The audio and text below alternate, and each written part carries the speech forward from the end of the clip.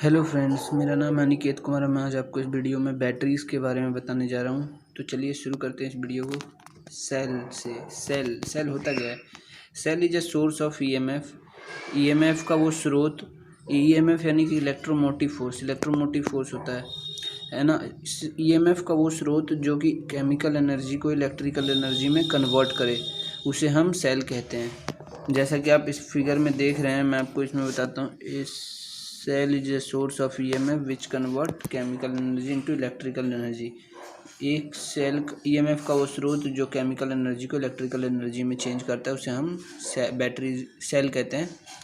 और चलिए हम इस फिगर के जरिए सेल को पूरी तरीके से समझते हैं कि इसमें है क्या। इस cell is a consisting of two conducting plates. एक सेल दो कंडक्टिंग प्लेट से बना होता है, जो कि दोनों डिफरेंट मटेरियल से बने होते हैं और इमर्ज्ड होते हैं इलेक्ट्रोलाइट्स में। यानी कि जो इलेक्ट्रोलाइट है, जैसे कि ये इलेक्ट्रोलाइट है और ये दो कंडक्टिंग प्लेट है, एनोड और कैथोड। ये कंडक्टिंग प्लेट्स हैं जो इस इलेक्ट्रोलाइट के अंदर इमर्ज है, मतलब मिले हुए हैं। इसे हम कहते हैं सेल कहेंगे। और अब मैं इसके बारे में पूरी तरीके से बताता हूँ। Two conducting plate are known as electrode. ये जो दोनों प्लेट है, कैथोड और एनोड, इन दोनों को हम लोग इलेक्ट्रोड कहते हैं, है ना। The positive plate is called anode. जो पॉजिटिव है, जो पॉजिटिव का है, वो एनोड होता है। जो नेगेटिव का है, and negative plate is called cathode. और जो नेगेटिव यानी कि माइनस वाला है, उसे हम कैथोड कहेंगे। जैसा कि आप यहाँ देख रहे हैं पॉजिटिव और नेगेटिव की सेल में। ड्यू टू केमिकल एक्शन के जरिए between two electrode and electrolytes, जो ये दो इलेक्ट्रोड्स हैं, ये दोनों इलेक्ट्रोड्स और ये इलेक्ट्रोलाइट है, इनके बीच में जो केमिकल एक्शन होता है, इससे इलेक्ट्रिक पोटेंशियल डिफरेंस, यानी कि ये जो है इन दोनों के बीच में एक पोटेंशियल डिफरेंस बनती है, जिससे कि करंट फ्लो होता है। जो बनती इसके अंदर स्टेबलाइज होती है, मतलब बनती इन दोनों इलेक्ट्रोड के बीच में जब इसमें मिलते हैं तो। और जब इसमें एक लोड लगा हो, जैसे कि ये लोड लग रखा है, इसमें ये सर्किट लग रखी है, ये लोड लगा हो, तो इस लोड के जरिए इसमें से करंट फ्लो होना शुरू होता है। इस सर्किट में इस तरीके से करंट फ्लो होना शुरू हो जाएगा, पॉजिटिव टू नेगेटिव डायरेक्शन में, इस है ना। और उसके बाद है the flow of current produce a gradual change in the chemical composition of electrode and electrolyte. जो फ्लो ऑफ करंट है, जो करंट का फ्लो है, जो ऐसे फ्लो होगा इसके अंदर सर्किट में से, ये कुछ समय बाद जब इसका पोटेंशियल वोल्टेज, जो मैंने आपको बताया था वोल्टेज, ये पोटेंशियल डिफरेंस वोल्टेज को ही कहते हैं, तो ये जो वोल्टेज है ये कम होगा, तो ये इसका जो है, ये कुछ समय बाद इसमें से करंट फ्लो होना बंद कर देगा। इस सर्किट में से, ये जो सर्किट है, इसमें से करंट फ्लो होना बंद कर देगा। तो उसके बाद जो है the current flow through the electrode till one of the electrode is completely consume. जो इसमें से करंट फ्लो होना शुरू हुआ था, वो एक में रुक जाएगा पूरी तरीके से। जो ये है नेगेटिव वाला, जनरली ज़्यादातर ये नेगेटिव वाले में रुक जाता है ना। इसमें एक कंज्यूम करेगा, एक रुक जाएगा इसमें से करंट फ्लो होना। After this the potential difference between electrode fall to very small value and current stop flowing.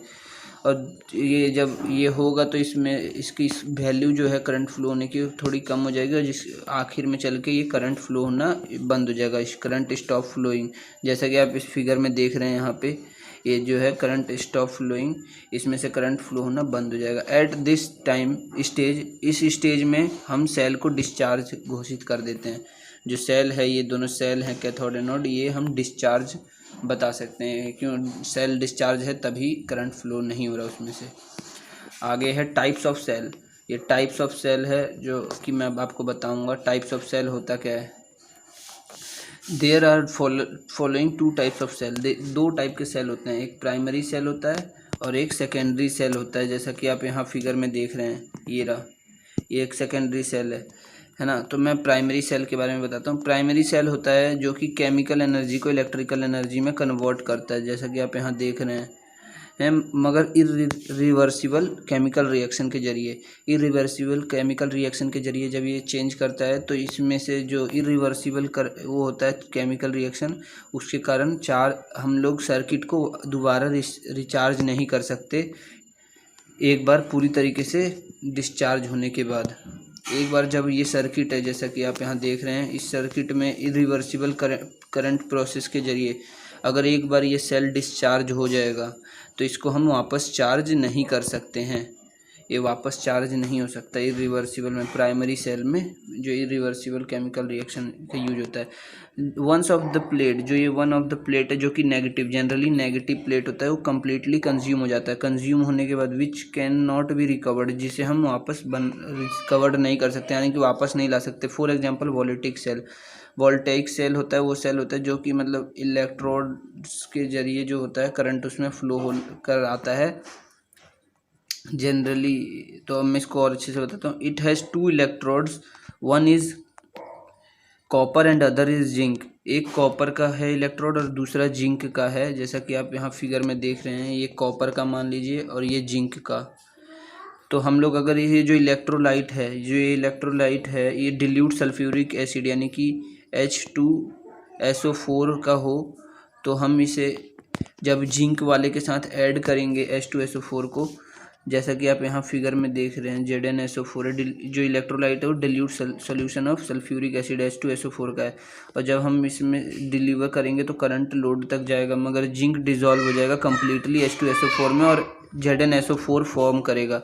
जैसा कि आप यहाँ देख रहे हैं, ये ZnSO4 है जो कि फॉर्म किया है जिंक ने H2SO4 के साथ मिलके, है ना। और उसके बाद जो when zinc plate is dissolve completely dissolve, जब जिंक प्लेट पूरी तरीके से इसमें डिजॉल्व हो जाएगा, the current stop flowing in the circuit, तो जो करंट है वो फ्लो होना बंद कर देगा। जब जिंक पूरी तरीके से इलेक्ट्रोलाइट में घुल जाएगा तो करंट फ्लो होना बंद हो जाएगा सर्किट में। In other word to reuse the cell, दूसरे शब्दों में सेल का हम रीयूज कैसे कर सकते हैं। Zinc and electrolyte solution are replaced with new one, जो जिंक वाला हमारा सेल था और इलेक्ट्रोलाइट जो सॉल्यूशन है H2SO4, उसे हम किसी दूसरे के साथ मतलब नया लगा दे तो हम उसको वापस यूज कर सकते हैं, मगर जो उसका EMF होगा, जो इलेक्ट्रोमोटिव फोर्स होगा सर्किट का, वो थोड़ा कमज़ोर हो जाएगा और वेरी उसमें से करंट फ्लो होने की क्षमता थोड़ी छोटी हो जाएगी, कम हो जाएगी। अब सेकेंडरी सेल समझाता हूँ। सेकेंडरी सेल जैसा कि आप देख रहे हैं, ये सेल है secondary cell, a cell that convert chemical energy into electrical energy by reversible reaction, by reversible chemical reaction. Reversible यानी कि हम जो इसे दोबारा रिवर्स करके रिचार्ज कर सके। After discharge this cell can be recharge by an electric current के जरिए हम एक बार ये डिस्चार्ज हो जाए तो वापस चार्ज कर सकते हैं इस सेल का।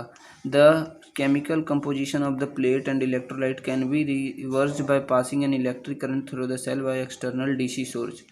हम इसमें अगर बाहर कोई एक्सटर्नल DC सोर्स, जैसा कि आप ये सर्किट देख रहे हैं, एक बार अगर इसमें से करंट फ्लो होना बंद हो जाए तो हम सेकेंडरी जो रिवर्सिबल है उसमें इसमें करंट वापस करंट के जरिए, इलेक्ट्रिक करंट के जरिए हम इसे चार्ज कर सकते हैं सर्किट को, है ना। जैसा कि सर्किट आपको दिख रहा है, इसे हम वापस चार्ज कर सकते हैं। जैसे कि आप फ़ोन का लेते हैं, फ़ोन चार्ज होता है, जैसे कि हम DC सोर्स, कोई भी DC सोर्स उसके बाहर से एक्सटर्नली एक लगा दें और उससे हम इसको चार्ज कर सकते हैं AC में कन्वर्ट करके।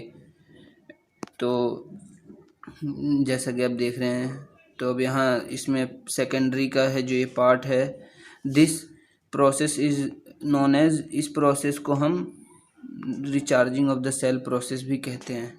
तो चलिए ख़त्म होता है वीडियो को। अगर आपने हमारा चैनल अभी तक सब्सक्राइब नहीं किया तो प्लीज़ इसे सब्सक्राइब कर दीजिएगा। चलिए एंड होता है वीडियो।